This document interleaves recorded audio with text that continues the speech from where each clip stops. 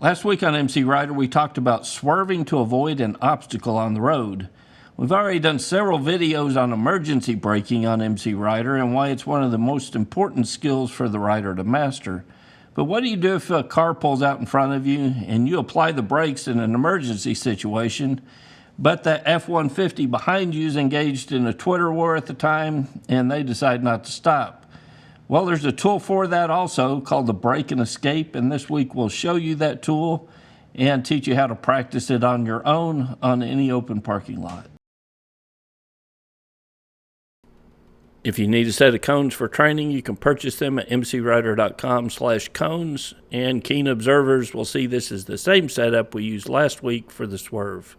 So I've got 2 cones that we want to do all of our braking before we get to those cones, and then we'll release the brakes and we'll do the escape portion of it.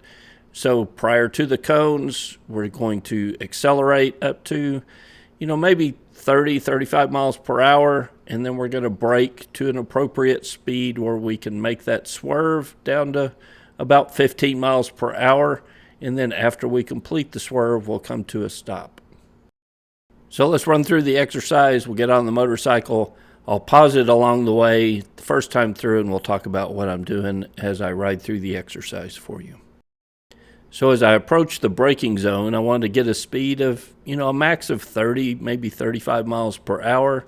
And I want to do all of my slowing down prior to reaching these 2 cones.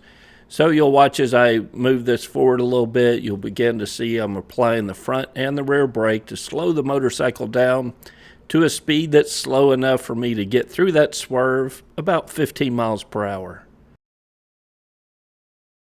So I've slowed the motorcycle down from 30 to about 15 miles per hour. I'm going to release the brake, so I'm done with the brake portion of the exercise. Now I'll do the escape, and I'll ride through the cones and perform an escape to the left or the right, just like we did with the swerve last week, but this time we're braking prior to the cones to reduce our speed in order to allow us to make the escape in case that car coming up behind us is not stopping. An important point here, you have to separate the braking and the swerving. If you're braking heavily and you go into a swerve, that's an easy way to cause a motorcycle crash, and we're out here to train and practice. We're not out here to create additional hazards for ourselves. So make sure that you separate the braking from the swerving. So prior to going into that swerve, you want to release the brakes so that you're not on the brakes when the motorcycle swerves. So once you've completed the swerve and you've got the motorcycle straight up and down, come to a nice easy stop and get ready to run the exercise to the opposite direction. Let's back it up and we'll run through it again, this time without the stops. Accelerating, braking, off the brakes, swerve, nice easy stop. And run it again, practice makes perfect. So let's hop on the bike and we'll look at it from the rider's perspective.